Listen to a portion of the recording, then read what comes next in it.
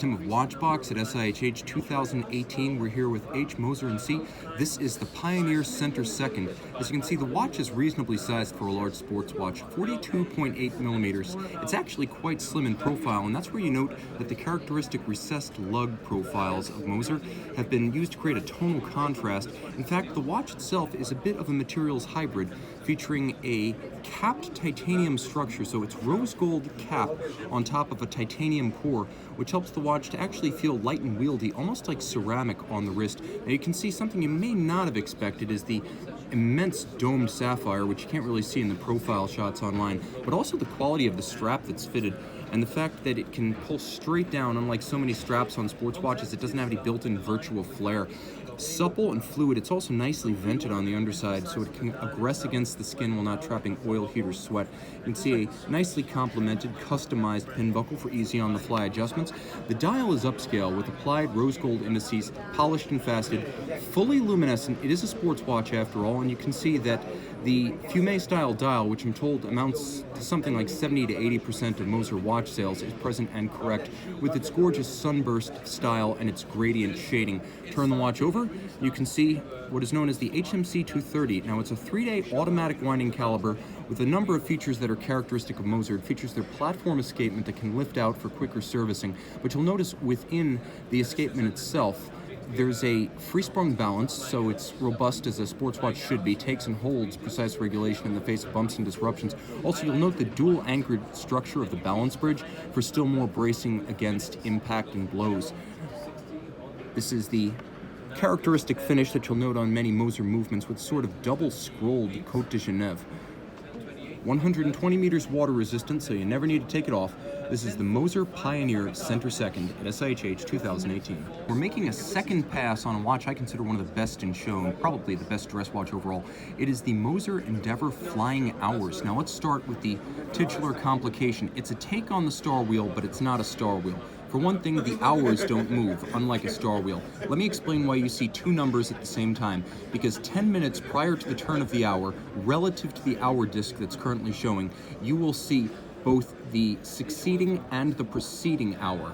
And then, as it continues, roughly 10 minutes after, it will lapse, and you'll see only the current hour. So let me show you that one more time. As we approach 10 minutes to the turn of the hour, you can see the 11 appears, and then approximately 10 minutes after, you can see how the 10 disappears. Now, it works very simply. Over a 12-hour period, you have 4 discs, or 3 discs, I should say. Each of the 3 discs has 4 numerals, thus 12 hours in the day. There's a sapphire scale featuring radial minutes in a beautiful tri-spoke arrangement at center, and then you have an incredible blue fume dial that's a signature of Moser. Something like 80% of their production is the fume dials. Beautiful funky blue, as they call it. Now, the Endeavour case, I can't overemphasize that it is a sensuous, fluid, almost molten metal profile with a sort of convex curvature to the bezel, and then there's a camber from side to side. It's actually cambered, the whole case, rounded from the top to the edges. You can see how there are concave lug profiles, not just polished, but there's a beautiful satin finish and vertically arrayed satin finish at the mid case. So the takeaway here is that this is a complex shape. You can see that even the height of the bezel itself is not constant. It's fluid, it's flowing, there's nary a straight line or an angle on this case. Now, turning it over, the watch features a 3-day power reserve. It's an HMC 200 base, so that is their 3-day automatic caliber, free sprung, with, as you can see, and I may as well show you, free sprung with a full balance bridge for shock resistance. Now, it also features the platform escapement that pulls out for faster and easier servicing. Now, that is the base movement, HMC 200. The whole movement is called the C806, and that's because the modular complication was created by Moser's sister company, Hautlence, the two being owned by the MELB holding firm run by the Milan family. Now, this watch is handsome in white gold, 42 millimeters. The timepiece is actually remarkably slim at about 12.2, so although it's complicated, automatic and a flying hour, it is not terribly thick.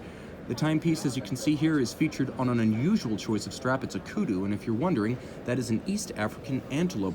Beautiful and supple, it's also minimally treated and wonderfully raw.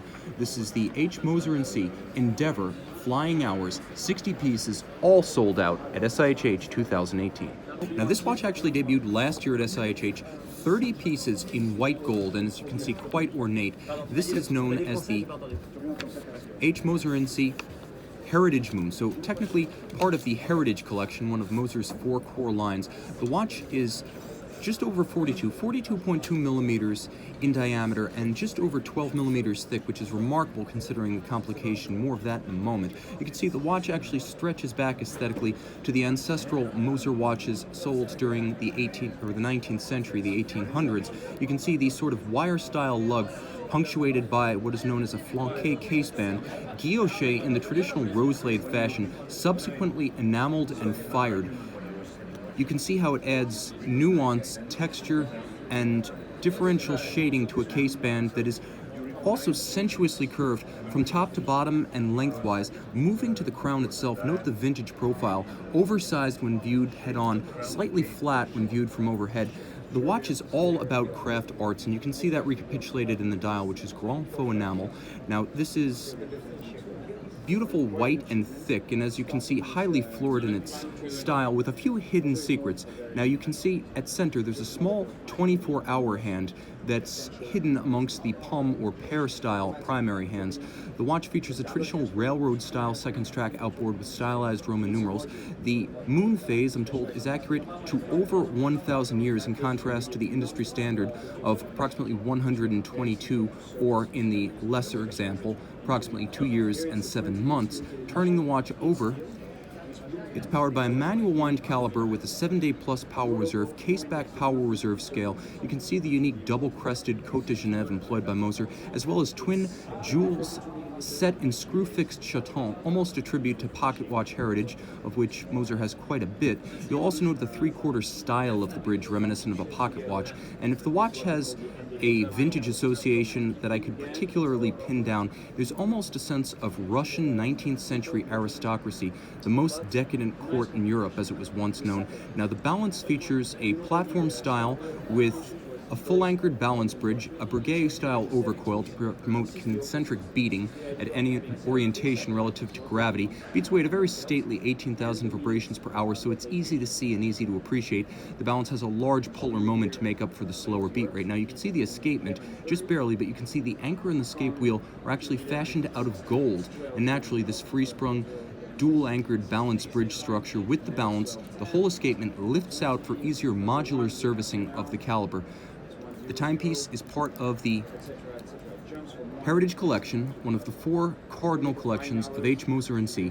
30 pieces crafted. This is H. Moser Cie at SIHH 2018. Now we're looking at a watch that is new for this year, and it's a flagship complication. This is from the Heritage Collection. It's the Heritage Flying Tourbillon. So let's start with the basics. Flanqué enamel caseband. Just like last year's moon phase, it is rose lathe cut to create the texture in the white gold, and then the enamel is cooked onto the top, translucent so you can see the texture. It adds a handsome recurring motif as well as tonal variation that breaks up the flank of the white gold case. Now the case, as with last year's moon, is about 42.2 millimeters, but far thinner in profile. The lugs are designed to evoke vintage timepieces, and Moser does have a formidable pocket watch legacy, so in many respects this watch almost feels like a pocket watch from the 19th century, adapted for wrist use. Grand faux enamel dial with a wonderfully thick disc. You can see it's beautifully white, glossy, and rich, almost like a piece of liquid surface into which you could plunge your finger, and it's enticing in more ways than one, with a traditional railroad track outboard for the minutes, stylized Roman numerals. You can see that the hands are pear style and beautifully cobalt blued. Now, the flying tourbillon is a highlight. As you can see, it keeps no secrets. A beautiful flying structure with no top bridge. It's also free-sprung, so it does feature some modern technology amidst the classicism. Now you'll note just how beautifully evacuated and visible the escapement is as it sits side saddle on the tourbillon cage to minimize its polar moment as well as its outcropping and effect on the balance of the structure. Now you can also see the beautiful toothed track along which it drives itself. Turning the watch over, you can see this is a very practical everyday complication. Automatically driven, virtually everything you see, save the pivot jewels, is created by Moser or its sister company, Precision Engineering. They do make small parts, which is exceptional even for a large firm. For a small one, it's rather unheard of to the point that they actually make parts for a lot of larger brands you may have heard of. Golden rotor, beautifully double finished with a combination of directional grain and a frosted center. You'll also note that the large mainspring barrel is set in a basically screw-fixed chaton, the chaton setting, giving it a little bit of air de famille to the Moser pocket watches of the 19th century. If there's anything I could compare this to, it's a pocket watch adapted for the wrist, and I've often paid reference to the Russian imperial court, to which Moser was a watchmaker in the classical era. It feels like something decadent, 19th century, and Romanov. It's beautiful, it has emotional pull, and being German-Swiss, you also have a level of reliability and serviceability that you'll never find in a vintage watch. This is the H. Moser Cie Heritage Flying Tourbillon at SIHH 2018. With a piece of a Moser watch, this is how Moser uses a limited space to create a large date on its Venturer Big Date. As you can see, there's a top disc and there's an underlay. And in order to sequence the months, they're superimposed, with the upper disc featuring 1 through 15 and the lower disc featuring the remainder. You'll also note that it is bidirectional. And if you want to know what this looks like in practice, here is the Venturer Big Date. This is Moser Cie at SIHH 2018. It's easy to get confused when viewing profile shots on the internet between the Endeavour case and the Venturer case. The difference is crystal clear when you see them in person, and a comparative study is warranted. So let's talk briefly about the Endeavour. The Endeavour is best described as fluid. You can see that it has nary a right angle and precious few straight lines. The recesses of the lugs are deep with a rich compound curve. You can see they're of high polish and they contrast with a vertically satin finished flank about the crown. You'll also note how the concave bezel is not just concave in the fashion of some Patek references, but it has unequal height. It's actually higher at 6 o'clock and at 12 o'clock than it is along the case band. And you'll note the watch has a pronounced camber from end to end. Now, you'll also note that there's a minimally domed profile to the Sapphire. Remember that because we're going to see a contrast with the Venturer. Okay, here's the Venturer. The first thing you notice is that the bezel is minimized. It's quite thin. It's almost like a silvered halo about the funky blue dial on this Venturer Big Date. So let's turn it over. Now you can see the contrast in the profile of the crystal. It is immense, rounded, almost bubble-like, and you can see just how small but regularly shaped and convex the bezel is. Now you still have the signature Moser concave style lug flanks, but they're a little bit less complex, a little bit more broad and sweeping and rounded and inset.